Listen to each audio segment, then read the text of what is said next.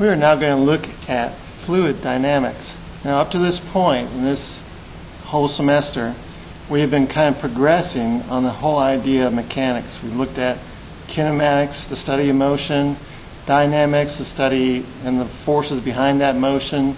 We looked at energy, we looked at rotational motion, we've looked at gravity, and now we wish to continue that progression to look at what we call fluids.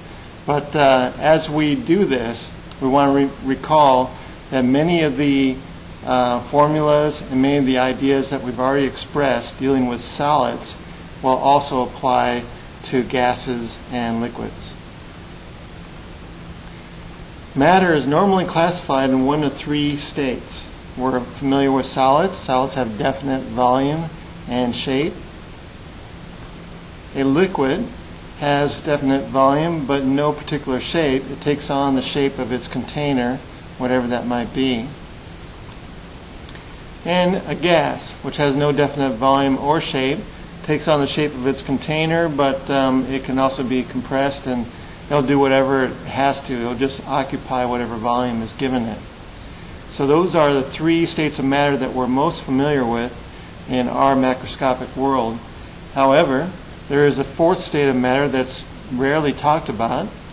It is called plasma, and it is actually a gas of charged particles, so there's some interaction between the particles. And this fourth state of matter actually consists of about 99% of the visible universe. In other words, most of this matter is residing in things like stars, and it does consist of 99% of the matter that we don't talk about.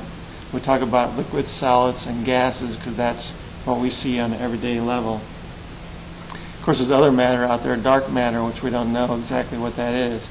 But this fourth state of matter is something that we don't talk about, and we're really not going to talk about it much more than that right now. We are going to focus on fluids. Liquids and gases are fluids, and the definition of fluid is a collection of molecules that are randomly arranged and held together by weak, cohesive forces and forces exerted by the walls of a container. In other words, a fluid takes on the shape of its container, basically gases and liquids. To deal with this new type of matter, we are going to make some definitions. One is that of density, which you should be familiar with. Density, if we're designated by rho, is defined to be the mass per volume of something, and that could be applied to a solid, liquid, or gas. With this definition, we can think of the mass of something as being equal to its density times its volume. And we're going to use this quite a lot in terms of fluids. Also, we're interested in pressure. Fluids have compression type stress called pressure, and the definition of pressure is a force per area, like a stress, and it indeed is what force is applied over what cross-sectional area. If we were to submerge this object in this fluid, it would feel pressure on all the surface area of the object. So there would be different pressure at different points on this object. The unit of pressure is a Newton per meter squared, otherwise known as a Pascal. And I would note from this formula that if pressure is equal to force per area, force would be equal to a pressure times an area. And we're going to use that quite a lot so that we can utilize a lot of the dynamics that we've already introduced into fluids. So force is pressure times area. Some conceptual examples. Consider a person lying on a bed of nails. They're going to put their whole force of their weight on the bed of nails, and if you have a bunch of nails, that's much better because then you're going to have more area on the tips of those nails, and hence you're going to distribute that weight over more area, hence the pressure will be lower and you probably won't get punctured. But if you design a bed of nails and you only had one nail sticking up in your bed of nails, that's probably not a good idea, because then all your weight will go down on a very small bit of area. There would be a lot of pressure, and it would be very uncomfortable. Here's an example from where I come from. I'm from Minnesota, and up in Minnesota, one of the things you might want to do if you're going from point A to point B across the snow is you might want to wear snowshoes, because if there's drifting snow and if it's 4 or 5 feet deep, then rather than trudging through 4 or 5 feet deep, which might take you forever, you put on the snowshoes, which increases your cross-sectional area, and hence your weight is applied over more area, and maybe you only sink 2 or 3 inches into the snow, and you can just walk along the top of the snow. Let's try an example of pressure. What is the total mass of the Earth's atmosphere? The radius of the Earth is 6.37 times 10 to the 6 meters, and the atmospheric pressure at the surface of the Earth is 1.013 times 10 to the 5 newtons per meter squared. One atmosphere is 1.013 times 10 to the 5. A lot of times we'll just round that off. 10 to the 5 newtons per meter squared is approximately equal to 1 atmosphere. That's what we're experiencing at the surface of the Earth, and that's due to the weight of all the atmosphere above us bearing down on the surface of the Earth, which would be the surface of a sphere, 4 pi r squared. So we could say that the force of the atmosphere is equal to the weight of the atmosphere, the mass of the atmosphere times g, and the pressure that we feel times the area that's exerted over would also be equal to that force of the atmosphere. Hence, we can solve this for the mass of the atmosphere. It will equal the pressure times the area divided by g. The pressure is 1 atmosphere, 1 times 10 to the 5 newtons per meter squared. The area is the surface area of the Earth, 4 pi times the radius of the Earth squared, 6.37 times 10 to the 6 meters squared, over g, 9.8. That gives us the mass of the atmosphere above us is 5.27 times 10 to the 18 kilograms. That's a lot of mass. The Earth itself is 6 times 10 to the 24 kilograms, so the Earth is approximately 10 to the 6 or 1 million times the mass of the atmosphere. So even though that's a lot of kilograms in the atmosphere, compared to the Earth itself, it's only 1 millionth of the mass of the Earth.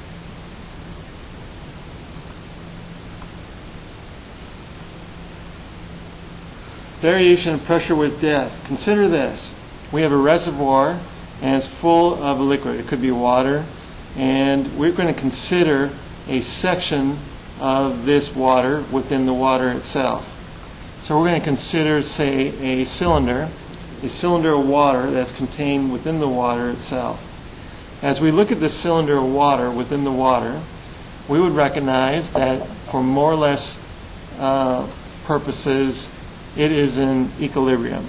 I mean, it might be mixing with other water, but that's going there and more water is coming in. So actually, for all practical purposes, it is a cylinder of water in equilibrium with respect to its surroundings, which is the other water and maybe the air above.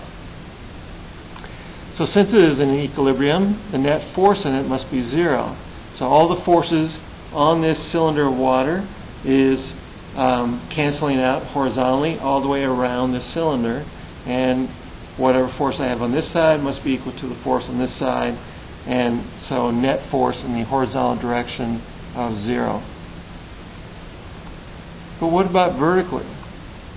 If I consider this cylinder of water vertically, well, I am going to have a force due to the atmosphere bearing down on the top, and that force would be equal to the pressure of the atmosphere times the cross-sectional area of the cylinder. So that there's a force bearing down like that.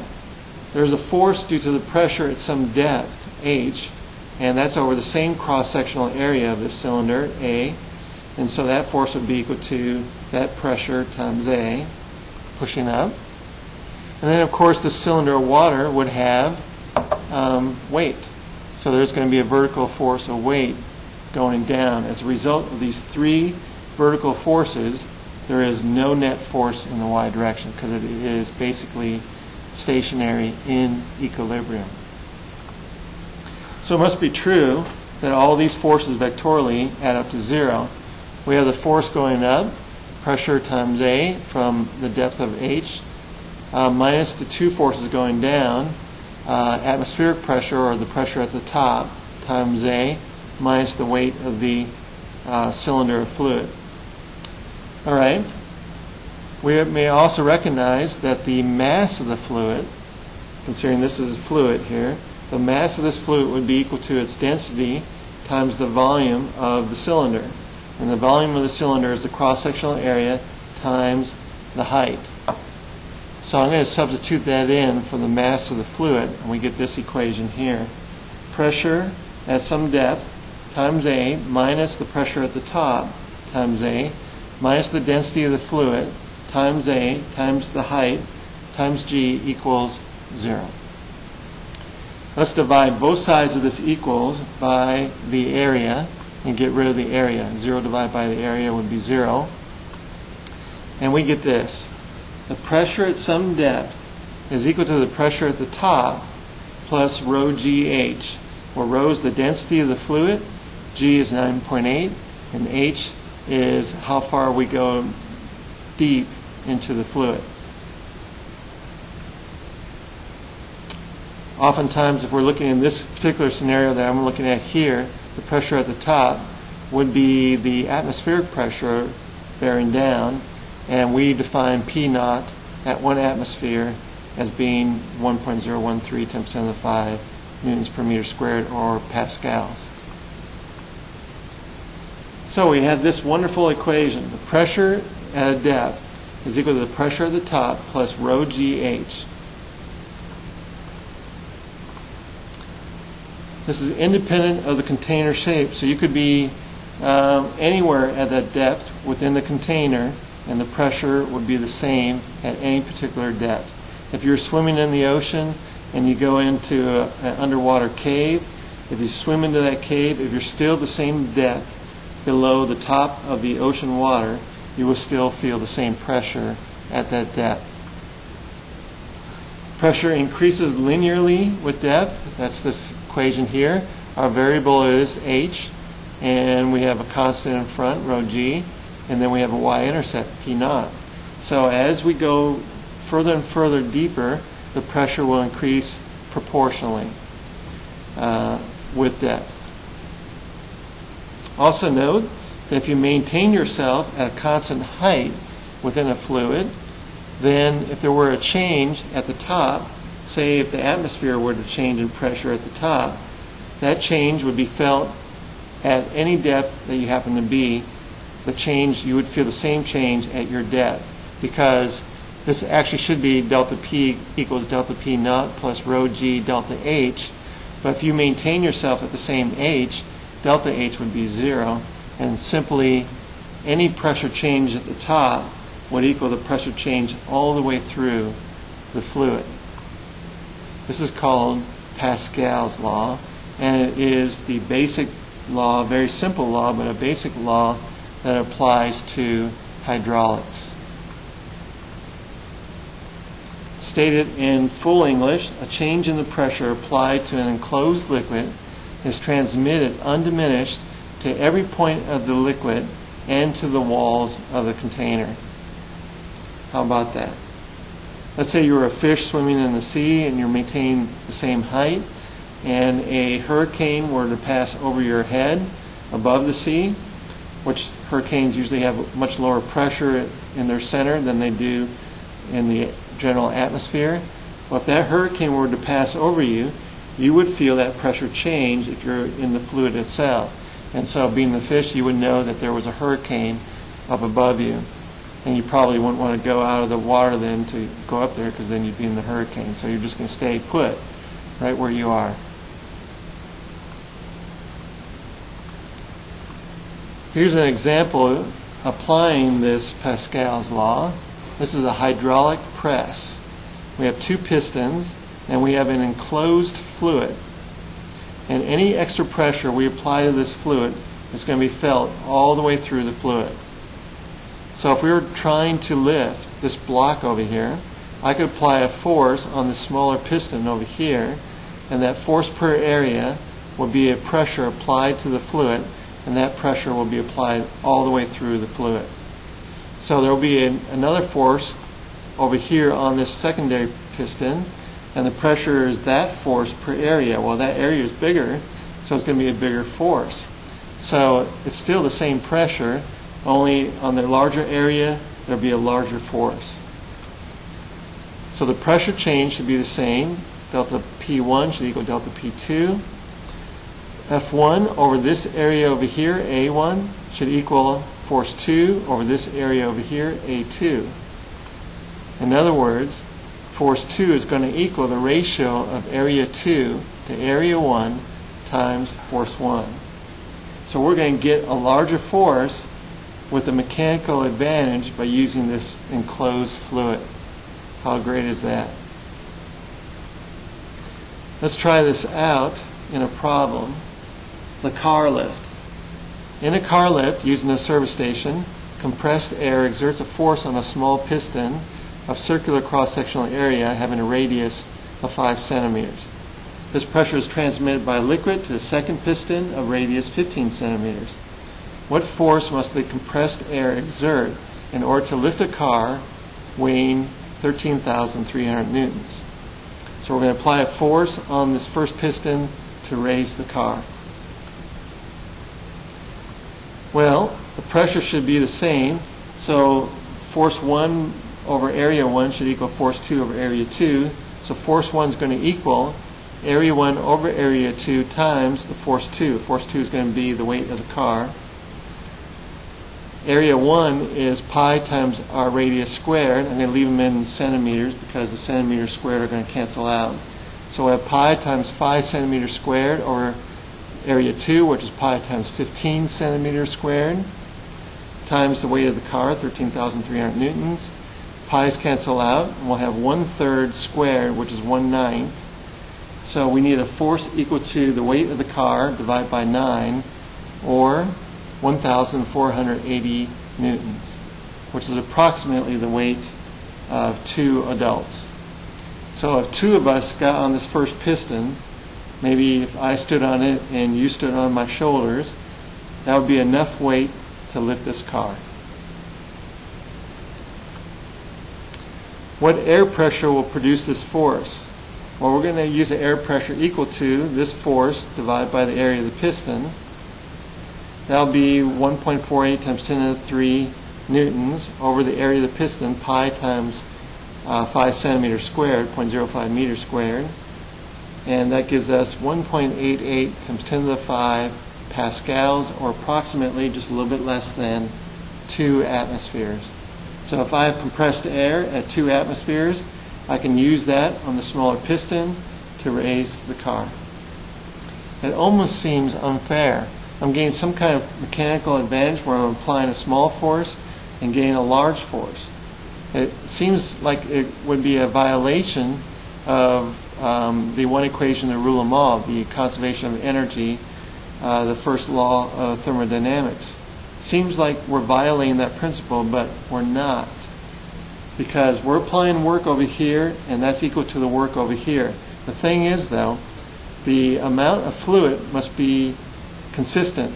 So in order for me to move the car with that kind of large area, to move that much volume of fluid, I'm only going to move that volume or that area a little ways to have the same volume that I'm going to have over the small piston, where I'm going to have to move it much further. So the work I'm doing over here would be F1 times some great distance. That would be the work I perform, and that's going to be equal to F2 times a smaller distance when the larger piston is going up. So the work is still the same. So we're not violating any principle of energy here. We're still going to do the same work. We're just going to move it this lesser distance with a larger force.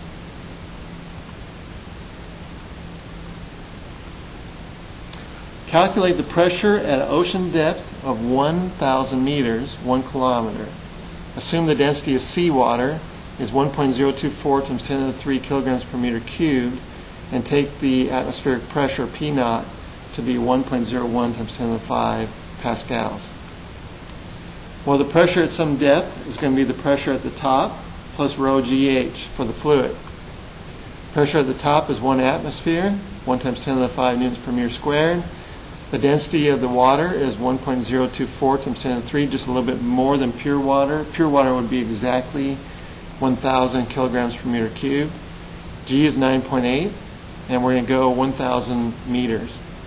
This will give us a pressure of 1.01 times 10 to the 7 pascals, or approximately 101 atmospheres.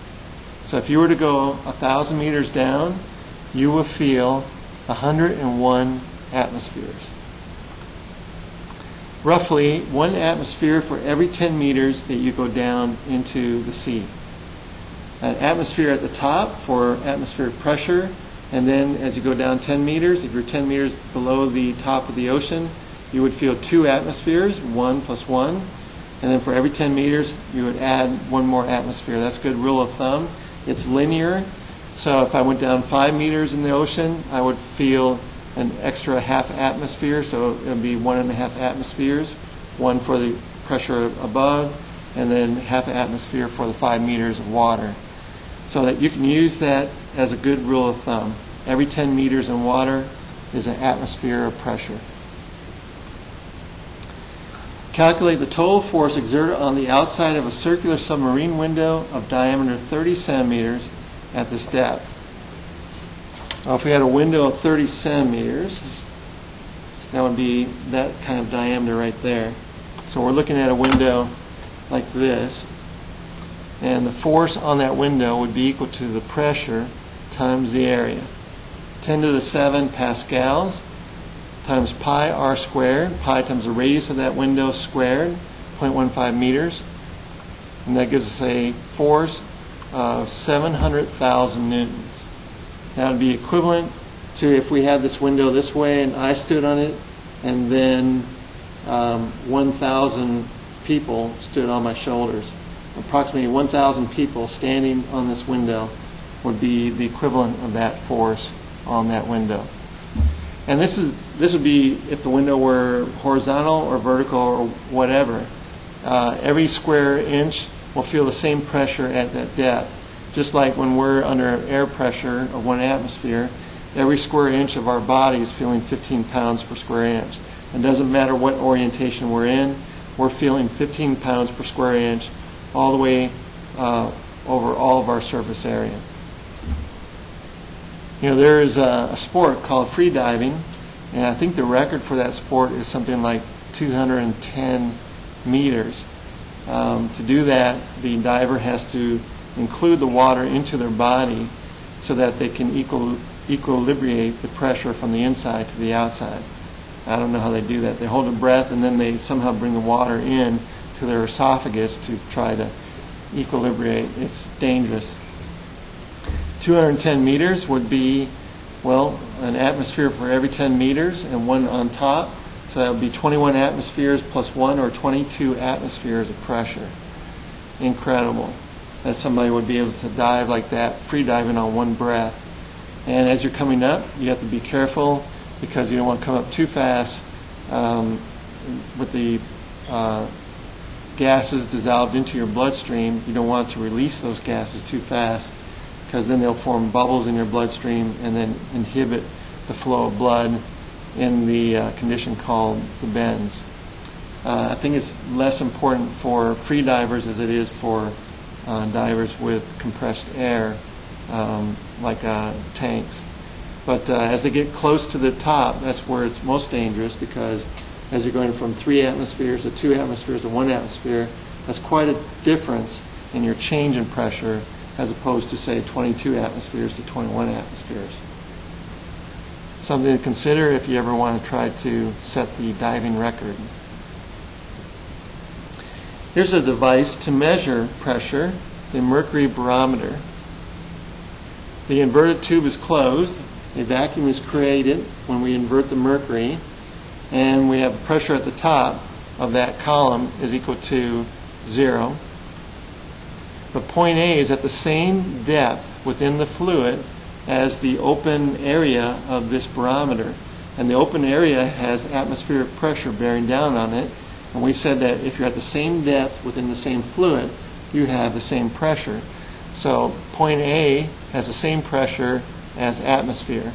And it is, if we use our formula, it is at the bottom of this column with a pressure of 0 at the top plus rho GH as you go down the column.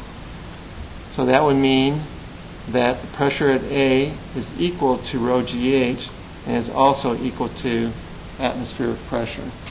So in effect, the height of the column can be calibrated to measure the pressure of the atmosphere. Because rho is a constant, G is a constant, so whatever height of the column we have corresponds to whatever air pressure we have on the outside. That is a mercury barometer. You would use mercury because it is the densest liquid that we could use, 13.6 times the density of water, and hence the height of the column wouldn't have to be so incredibly high. Of course, you wouldn't want to use mercury because it is toxic, so that would be a different consideration. Consider this problem. We have a U-tube of constant cross-sectional area open to the atmosphere. It's partially filled with mercury and partially filled with water on either end. If the equilibrium configuration of the tube is as shown in this figure, with H2 equal to 1 centimeter, determine the value of H1.